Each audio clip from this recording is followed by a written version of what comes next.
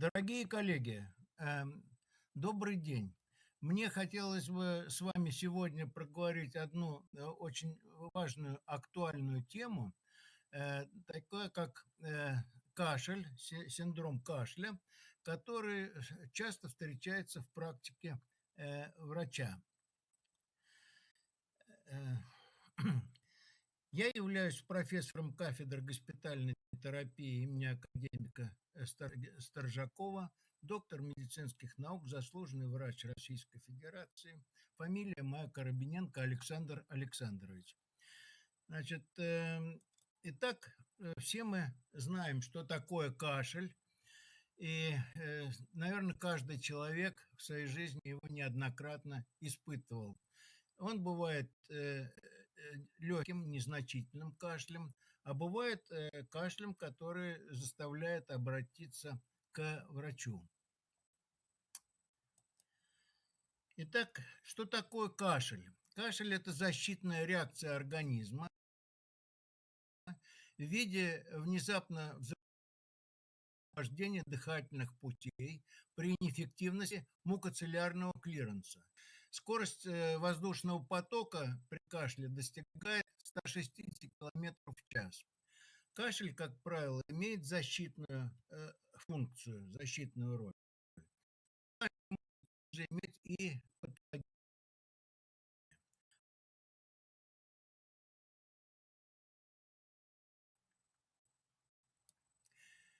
э, итак, что-то. Итак, кашель как симптом неблагополучия дыхательных путей встречается довольно часто.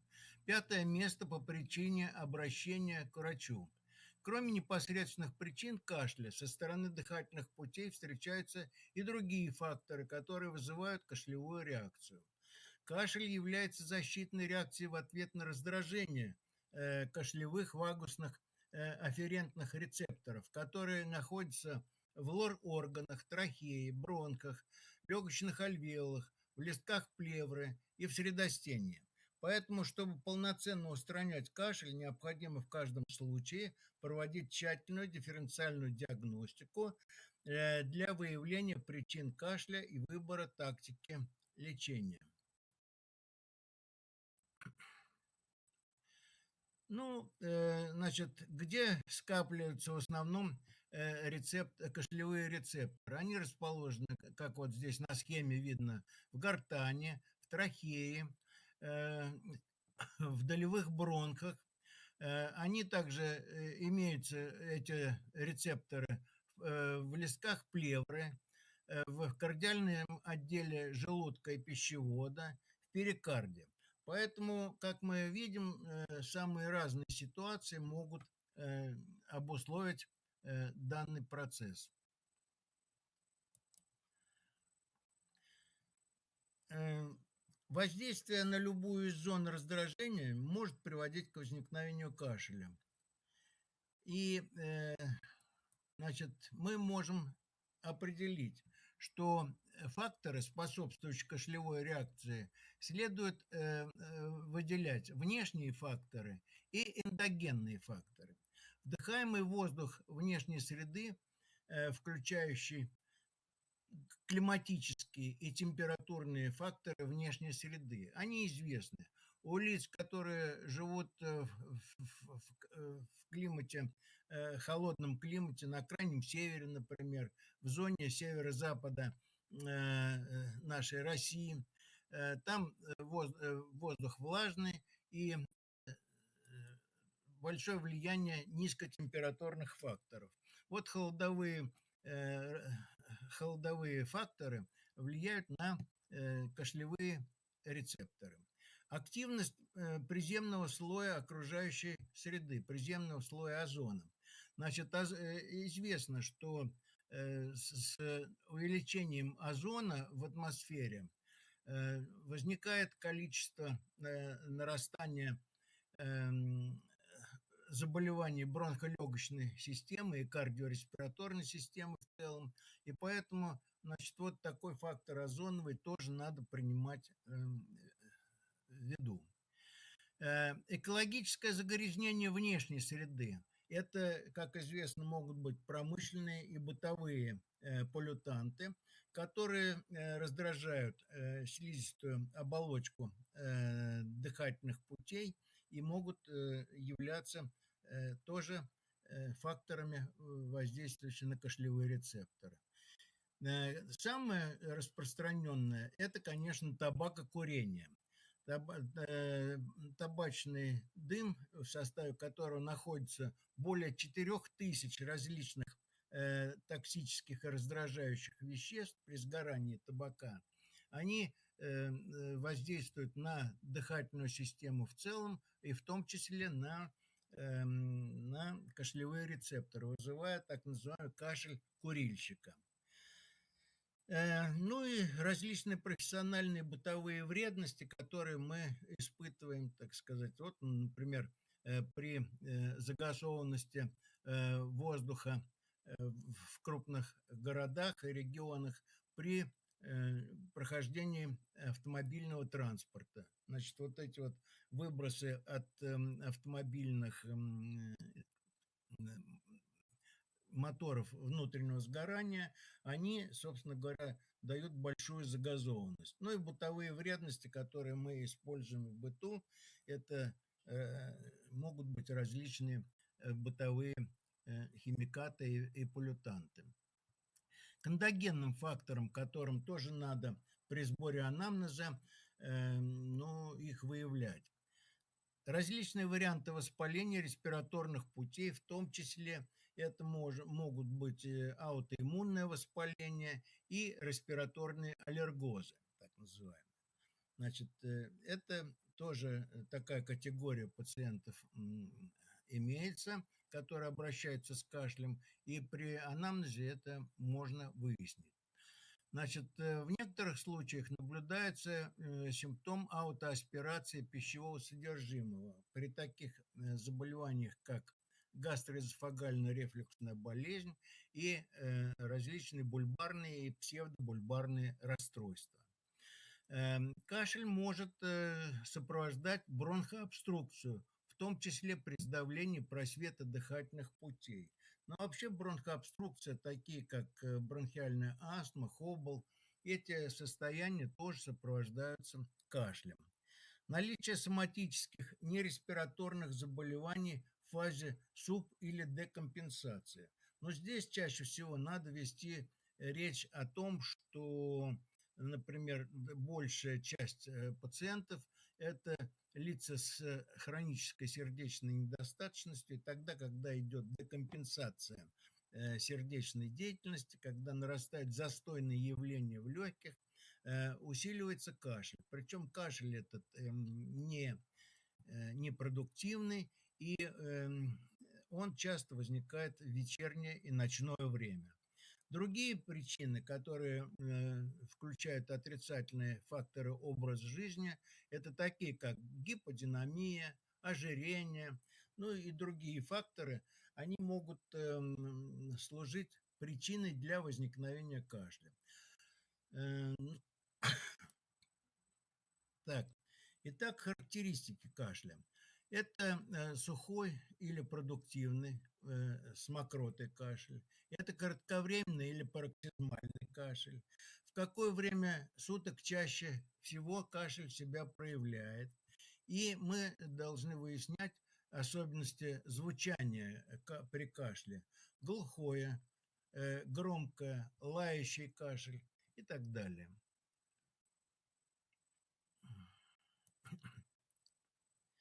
Основные проблемы пациентов при патологии органа дыхания. Ну, поскольку кашель – это рефлекторный акт, можно выделить следующие характеристики кашля. Ну, лающей группой, как правило, наблюдается при ларингите и при истинном крупе. Мучительный сухой непрерывный кашель, он выявляется при фарингите и трахеите. Влажный кашель наблюдается при бронхитах. Короткий болезненный, он чаще всего возникает при пневмонии, и тогда пациенты при кашле отмечают болевые ощущения в подреберьях. Настолько это тягостный такой кашель. Приступообразный кашель, он может быть при коклюше. Коклюш может быть как у детей, так и у взрослых. Кстати, об этом надо помнить. И коклюш, он, собственно говоря, не подлежит какому-то э, этио- этиологическому подавлению, поскольку нет эффективных препаратов для лечения коклюша. Поэтому мы это заболевание, как правило, лечим симптоматически, то есть назначаем противокашлевые препараты. Приглушенный кашель, он имеет место при эмфиземе легких. Ну и, наконец, беззвучный кашель, он наблюдается при разрушении голосовых связок. Такие болезни, как туберкулез, сифилис, гортань и так далее.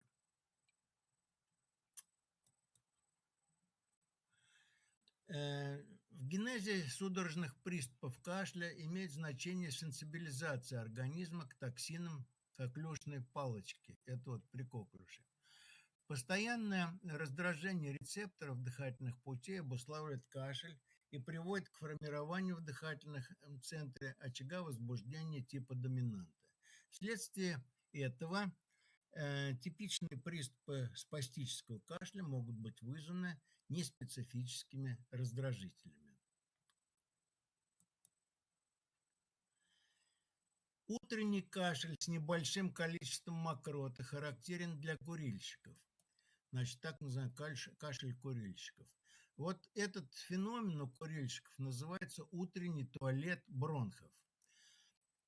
У детей при указаниях в анамнезе на частые пневмонии с кашлем следует подозревать муковисцидоз и бронхоэктазы. Чаще всего кашель у больного с нейродермитом и аллергическим риноконъюнктивитом может быть симптомом бронхиальной астмы. Обязательно следует уточнить, нет ли у членов семьи больного лиц, страдающих туберкулезом.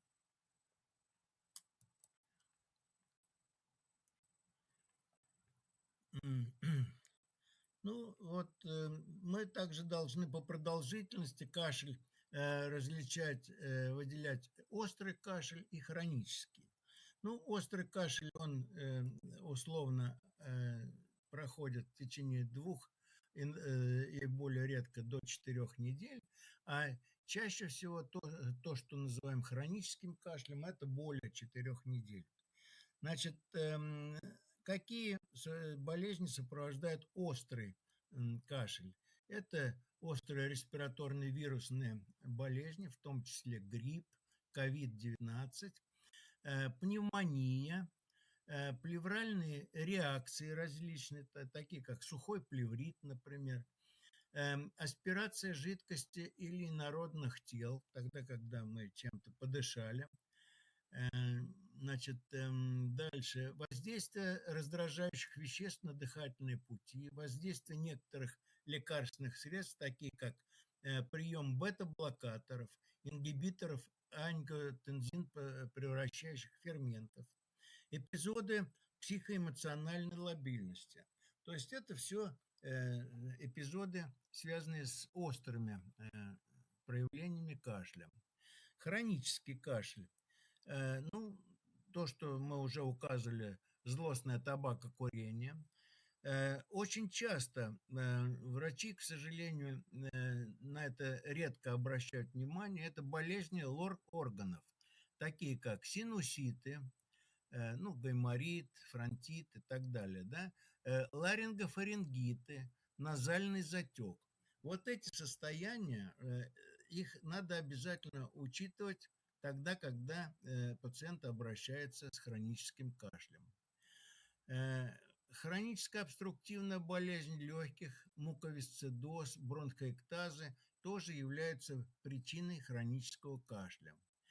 Одним из ранних признаков рака легких, к сожалению, бывает тот самый кашель, надсадный иногда, сухой, непродуктивный. но он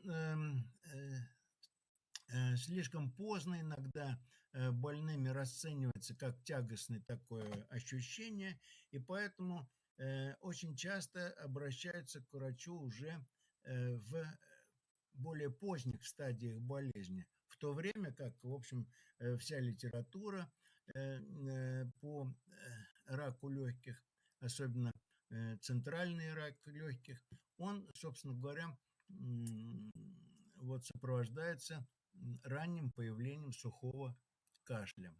Туберкулез легких. Туберкулезная инфекция и поражение легочной ткани, она, собственно говоря, сопровождается легким покашливанием таких. Пациент не столько кашляет, сколько покашливает. И вот это вот, вот это вот такая характеристика ненадсадного кашля, она, в общем-то, должна тоже насторожить и пациента, ну и врача, конечно, тогда, когда он расспрашивает и уточняет, что это за кашель. Значит, многие интерстициальные болезни легких, такие как саркоидоз, фиброзирующий альвеолит, эндогенный аллергический альвеолит и другие интерстициальные болезни, они сопровождаются длительным малопродуктивным кашлем. Болезни сердечно-сосудистой системы. На первом месте это застойная сердечная недостаточность, декомпенсация пороков сердца. Значит, они тоже сопровождаются кашлем. В том числе при болезнях сердечно-сосудистой системы следует отметить, что перикардиты тоже сопровождаются длительным кашлем. Болезни средостения, ну, такие как, значит, медиастенит, это редко бывает, но чаще бывают какие-то объемные образования в средостении, ну, например, при лимфомах, при метастазах опухолей в средостении и так далее. Вот там могут быть объемные увеличения структуры, которые давят на кашлевые рецепторы.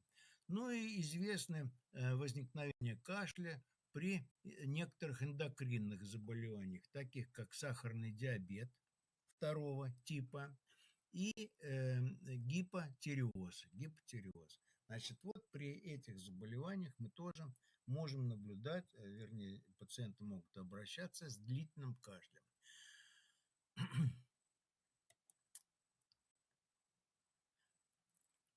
Существует шкала оценки тяжести кашля. Значит, следует различать дневные эпизоды и ночные эпизоды. Вообще, мы в практике больше должны обращать внимание именно на наличие ночных эпизодов кашля. Но и дневные эпизоды, они несут градацию по 5 шкалам. Нулевая шкала, когда нет кашля,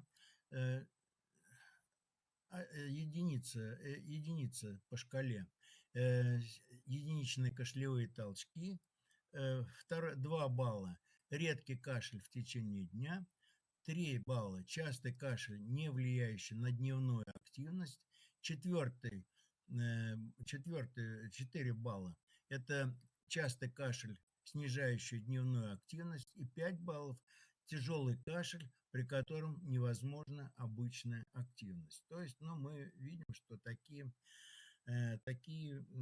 ситуации могут возникать.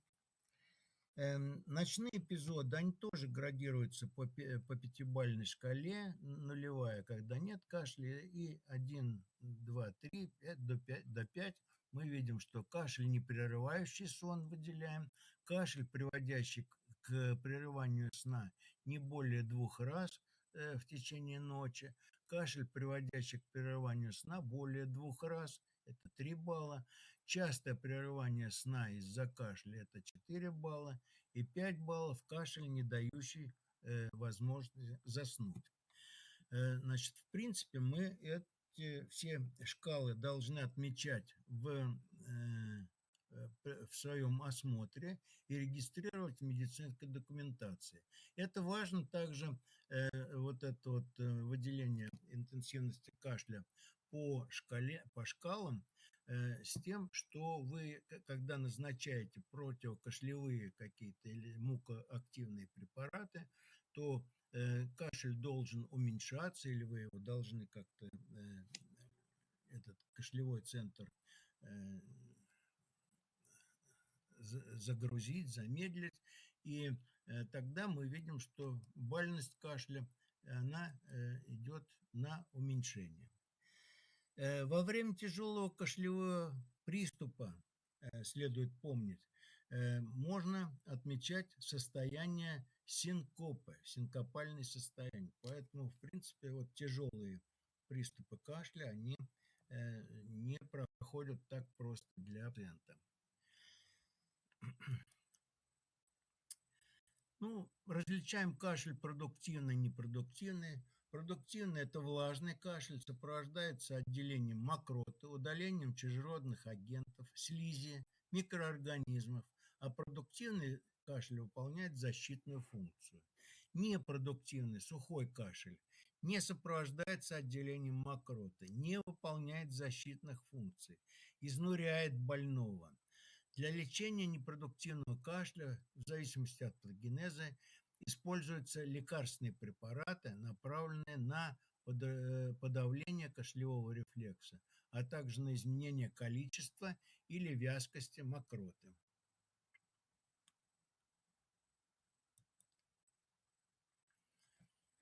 Ну, при каких состояниях мы вообще должны при наличии кашля подозревать какие-то другие, ну, какие-то заболевания, которые приводят к этому. Итак, диагностика хронического кашля, в отличие от острого, представляет большую проблему. До сих пор в мировой медицине нет единых стандартов, методик обследования и диагностики хронического кашля. Большинство больных с хроническим кашлем не курят, и при первоначальном обследовании, ну, такие как рентгенограмма легких, функция внешнего дыхания и другие, не имеют патологических отклонений. Поэтому диагностический поиск при хроническом кашле достаточно сложен, и при отсутствии клинических признаков заболевание представляет собой последовательное исключение всех наиболее частых причин, которые приводим ниже. Отмена лекарства, которые могут вызывать кашель. Ну, например, если человек, страдающий артериальной гипертонией, длительно или там какое-то время принимает ингибиторы ангиотензин превращающих ферментов. У них возникают приступы ночного продолжительного кашля, и это заставляет их обращаться к врачу. Значит, мы должны помнить о том, что ингибиторы ангиотензин превращающих ферментов, они сразу из организма не выводятся, и этот кашель даже при отмене препарата может продолжаться еще 7-10 дней, от 7 до 10 дней, пока не выйдут все составляющие этого лекарства.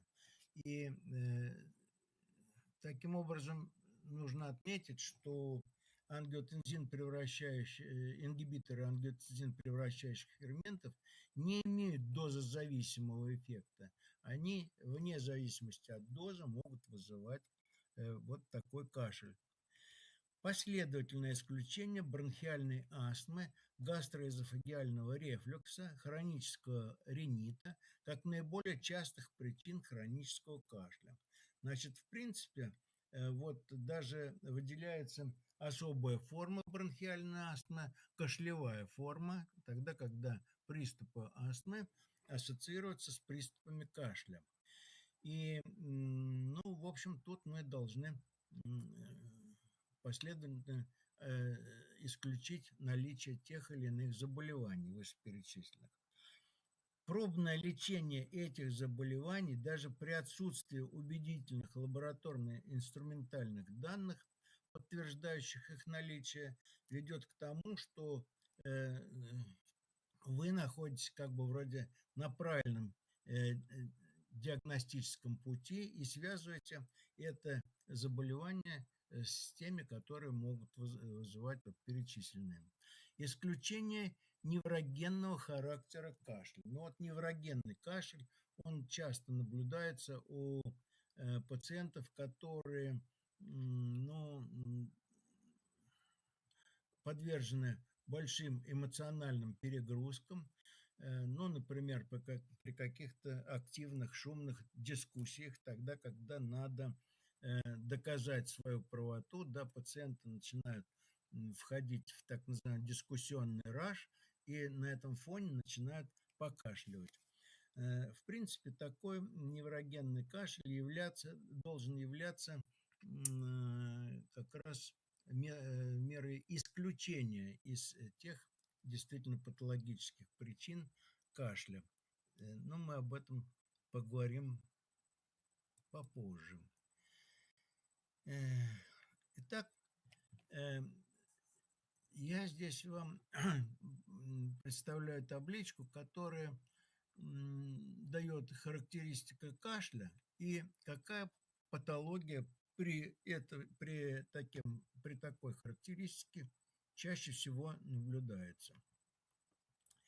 Итак, если кашляет курильщик со стажем более 5 лет курения, значит, это так называемый астмоидный вариант.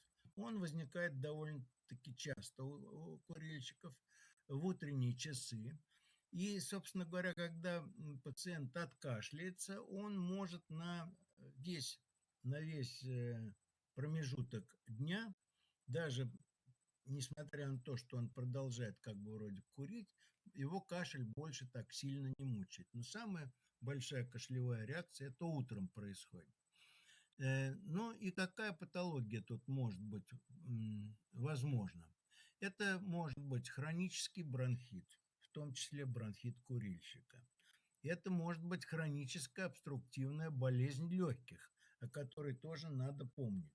Но надо помнить то, что хронический бронхит курильщика и хоббл – это не одно и то же. Хоббл – это более тяжелое заболевание, хроническая тяжелая обструкция дыхательных путей воспалительного характера, которая становится в процессе своего развития этого заболевания, она становится, эта обструкция, необратимой.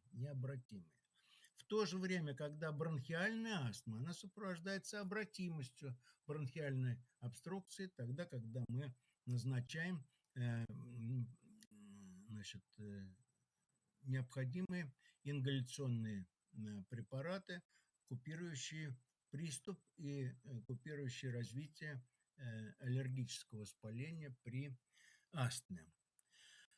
Ну и вот длительный кашель у курильщиков, он очень часто может быть и при начальных фазах рака легких, и поэтому, в общем, такой кашель очень часто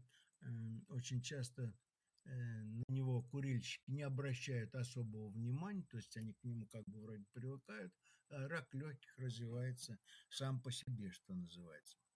Непродуктивный кашель с одышкой, болями в груди – это так называемый бронхолегочный вариант. Он наблюдается при пневмонии, при обострении хронической обструктивной болезни легких, при хронических бронхитах, при плевритах и при раке легкого. Значит, опять-таки мы подходим к таким более тяжелым заболеваниям при этом. Сухой надсадный кашель с ощущением першения в горле, ощущение комка в горле, боли в горле. Это так называемый горловой вариант кашля. Вообще, когда пациент ко мне приходит, допустим, и жалуется на наличие кашля, я спрашиваю всегда, а что он ощущает при кашле в горле. И вот если он ощущает вот эту вот боль в горле, или комок в горле, или першение и снижение голосовой фонации, то Это может быть при тонзиллитах, при фаринголарингитах, при синуситах, при аллергическом поражении лор-органов, при заглоточных абсцессах и при раке гортани. Значит, поэтому тогда, когда все-таки горловой кашель у пациента выявляется, мы его должны направить на тщательное обследование к отоларингологу. Обязательно при этом надо делать рентген-снимок придаточных пазух носа. И обязательно надо брать соскобы с задней стенки глотки или гортани, да, или с миндалин. И мы должны посмотреть, какой там бактериальный фон присутствует. Инспираторная одышка, болезни сердечно-сосудистой системы, отеки, хриплое дыхание – это так называемый кашель, возникающий при кардиальном варианте. Ну, то есть тогда, когда нарастают симптомы сердечной недостаточности, одышка нарастает. Значит, чаще всего вот такой кашель является предвестником острой левой желудочковой недостаточности, таких ситуаций, как сердечная астма и отек легких. Замечено, но вот я на скорой помощи, когда работал в свое время, отмечено, что где-то вот такой кашель начинает беспокоить пациента за 2-3 часа до развития вот этого приступа сердечной астмы и отека легких. Поэтому к этому надо всегда относиться очень настороженно. Ну и вообще появление такого кашля с инспираторной одышкой, он ассоциируется с декомпенсацией сердечной недостаточности, а иногда и с перикардитом. Поэтому пациенту именно вот с такими жалобами необходимо детальное кардиологическое обследование, снятие электрокардиограммы, произвести эхокардиограмму и более подробно остановиться на состоянии кардиогемодинамики. Легкий кашель, покашливание, одышка. Значит, он чаще всего наблюдается при различных формах инфильтративного туберкулеза. При раке легких он тоже может быть, особенно тогда, когда речь идет о периферических формах рака легкого, при интерстициальных болезнях легких в начальной фазе. Значит, в принципе, вот такой кашель, он тоже не исключен. Наконец, влажный кашель с гнойной мокротой, когда мокроты отходит достаточно много.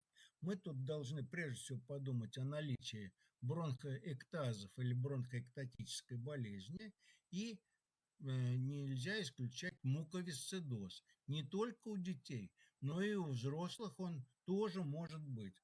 Написаны случаи муковисцидоза, встречающиеся и после 40 лет жизни пациента. Кашель с мокротой и с кровью, так называемое кровохарканье, да, наблюдается при запущенных формах рака легких, рака гортани, при туберкулезе легких, при легочной тромбоэмболии, когда состоялась уже тромбоэмболия, перешла в состояние инфарктной пневмонии. И при легочных васкулитах тоже мы можем наблюдать эпизоды кровохаркания. Поэтому, значит, это требует уточнения. Нужно делать КТ органов грудной клетки высокого разрешения.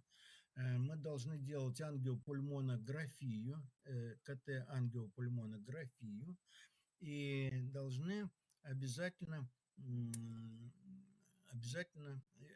проводить исследования на предмет исключения васкулитов, ну и цитоморфологические исследования, которые будут уточнять диагноз.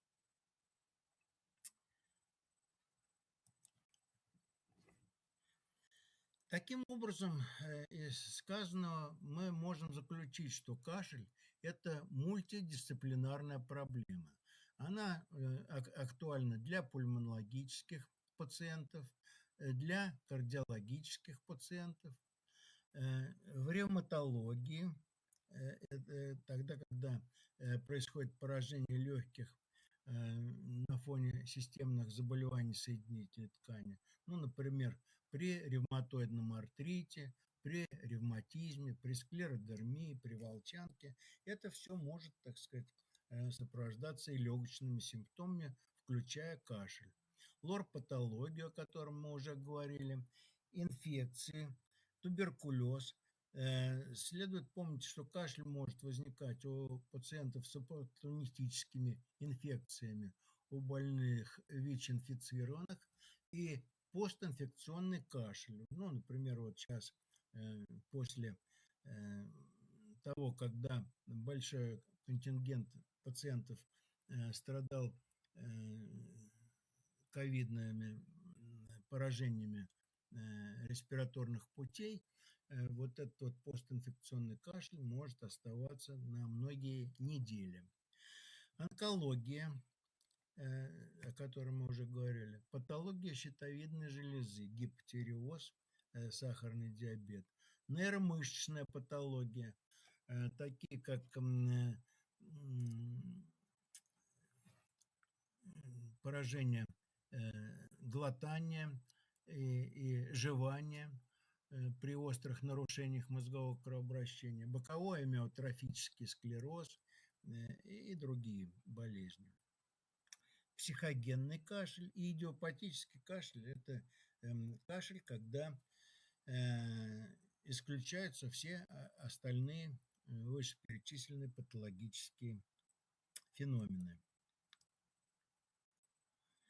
Общие принципы тактики ведения больного при кашле. Ну, во-первых, установить причину и характер кашля, провести необходимые стандартные обследования, консультации специалистов, исследовать выделяемую мокроту, нативные свойства ее, цитологию и бак-посев. Это обязательно надо делать.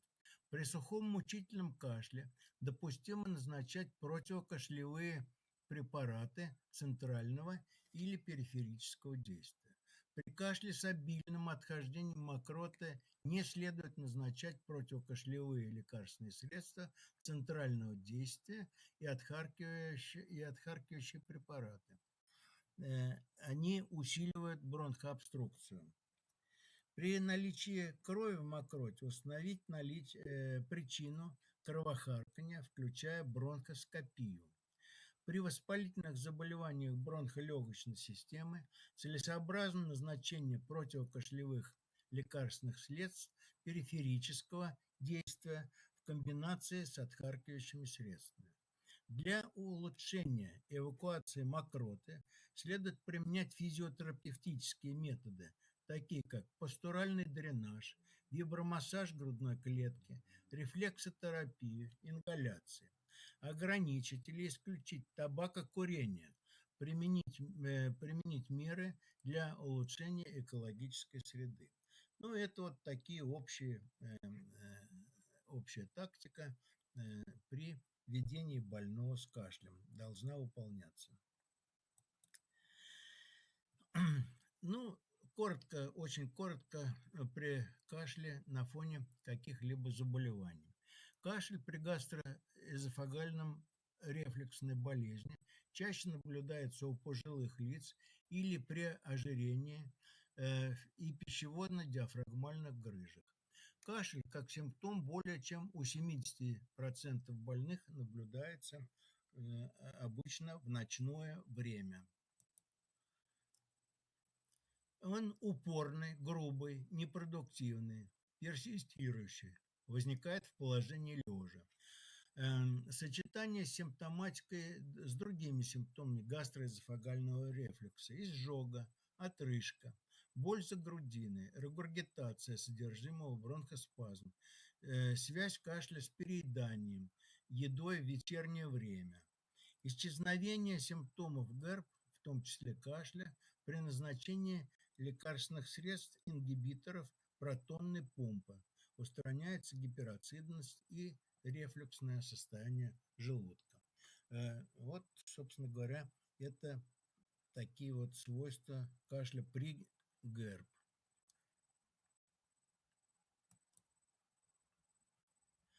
Ну, очень нередко при воспалительных заболеваниях наружного слухового прохода, среднего уха, наличие серной пробки, пациенты могут обращаться с сухим рефлексогенным, так называемым ушным кашлем в сочетании с лор-симптоматикой. То есть, ну, снижение слуха или там течение, допустим, истечение из наружного слухового прохода, признаки воспаления и так далее.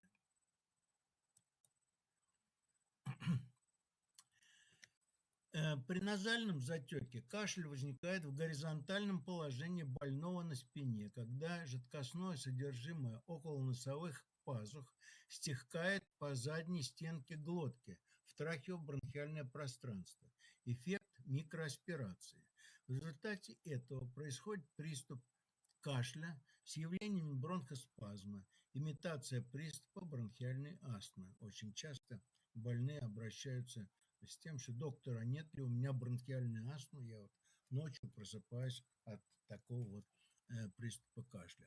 При подозрении на наличие назального затека, заложенность носа наблюдается, затруднение носового дыхания и изменение голосовой фонации, необходимо провести рентген-снимок придаточных пазух носа. Как правило, причинами назальных затеков являются синуситы. При наличии синусита необходимо лечение у лор-специалиста, естественно. Кашель при гипотериозе. Но известно, что при дефиците гормонов щитовидной железы наблюдается ассоциированное нарушение водно-электролитного обмена.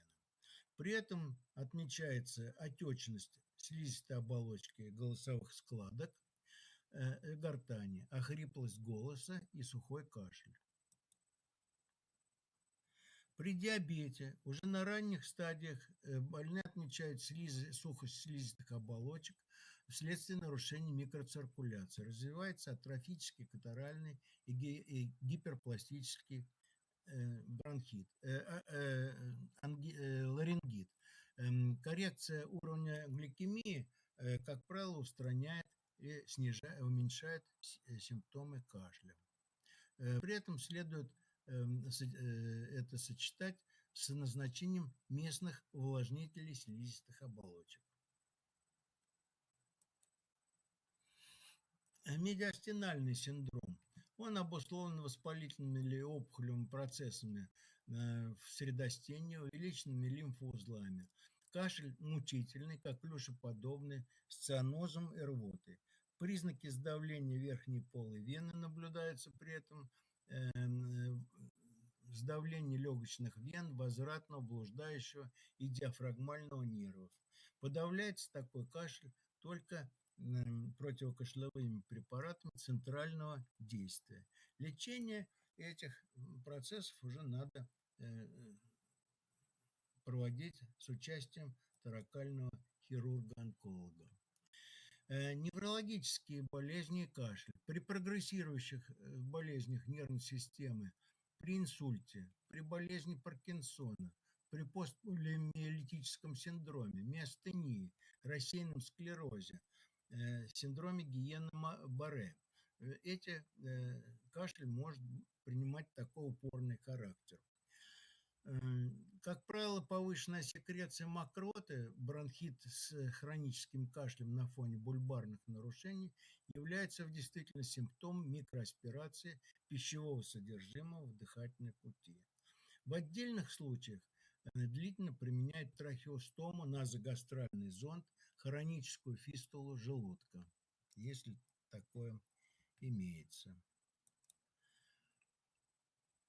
Ну, психоэмоциональная лобильность устанавливается при исключении всех основных причин кашля, и такие пациенты должны направляться к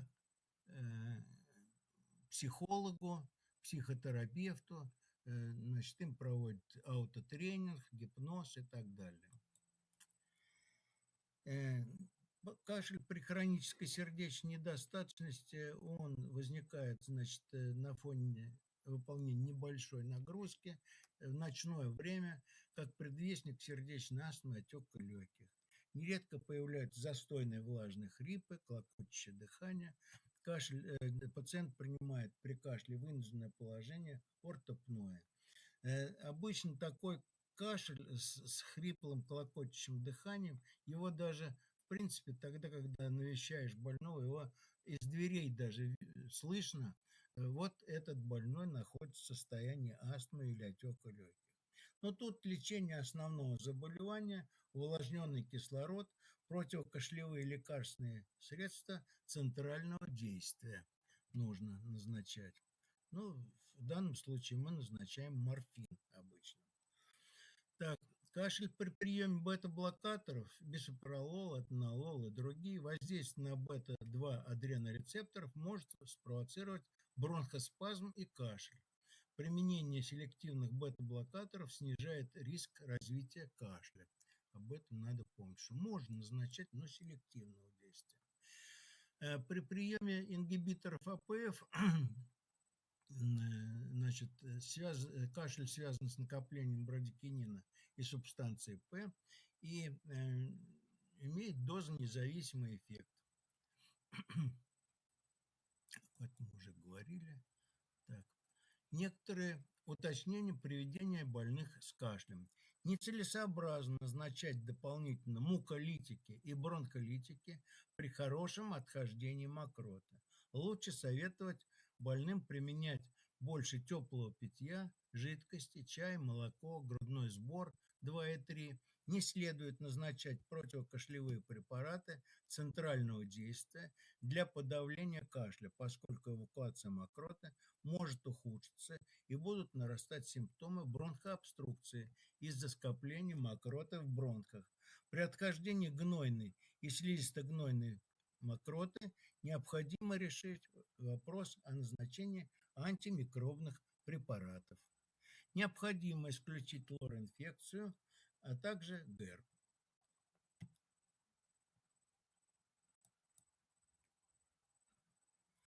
Возможные осложнения при надсадном кашле: рвота, пищеводно-гастральный рефлюкс, недержание кишечных газов и мочи, кратковременное синкопальное состояние, кашлевой обморок и приходящее нарушение мозгового кровообращения, нарушение сердечного ритма, скачкообразное повышение артериального давления, разрыв эмфизематозной булы, спонтанный пневмоторакс, кровохарканье, бронхолегочное кровотечение, субконъюнктивальное кровоизлияние кожной петехии, асимптомное повышение креатинфосфокиназы, травматическое повреждение, закрытые переломы ребер, особенно при остеопорозе и метастазировании опухолей в ребра, отрыв или разрыв дыхательных мышц, диафрагмальной грыжи и другие. Угроза выкидышей при преждевременных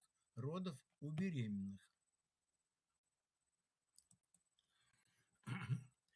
Ну, из противокашлевых средств известны центральные и периферические. К центральным относятся кадеин, этилморфин, глауцин, оксиладин, бутамират. Дальше антипериферические – это пероксидонин и ацетиламинопротезибензиамин. Ну, сложное название, но мы их знаем: либексин и глауцин. Так, дальше. Ну, тут дается в этой табличке более развернутая характеристика противокашлевых средств, и большинство противокашлевых средств периферического действия, они комбинируются с отхаркивающими препаратами. Такие комбинированные, как такие вот тусин, тусин плюс, стоп-тусин, алекс плюс, с противокашлевым бронхолитическим действием, бронхолитин, с бронхолитическим и муколитическим отхаркивающим эффектом аскарил. Но это известные в практике врача препараты, часто назначающиеся. Значит, вот сейчас в нашей аптечной сети есть такой препарат эльмуцин. Он является препаратом, который относится к классу химических муколитических препаратов, подобные ацетилцистеину и карбоцистеину. Эльмуцин – это наш отечественный препарат. Другие препараты, но растительного происхождения, они известны. Их очень много. Термопсис, солодка, анис, девисил, алтей, подорожник и так далее. Ну и химические препараты – это терпенгидрат, солевые растворы, йодистые соли натрия и калия, щелочные минеральные воды. Значит, в принципе, мы на этом можем закончить нашу беседу. Если есть какие-то вопросы, пожалуйста, я готов выслушать. Благодарю за внимание.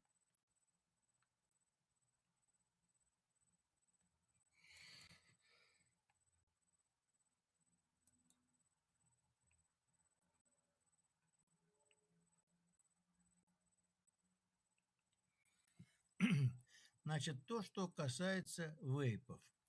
Ну, вейпы содержат в основном пропиленгликоль и глицерин, поэтому эти вещества при вдыхании, они оказывают воздействие на угнетающее воздействие на кашлевые рецепторы, поэтому у большинства курящих вейпы кашля, как правило, не возникает, но само влияние пропиленгликоля, например, и различных ароматизаторов, которые входят в состав вейпа, они могут повреждать слизистую оболочку, и уже вторично после развития уже воспалительных изменений в самих бронхах они могут сопровождаться кашлем.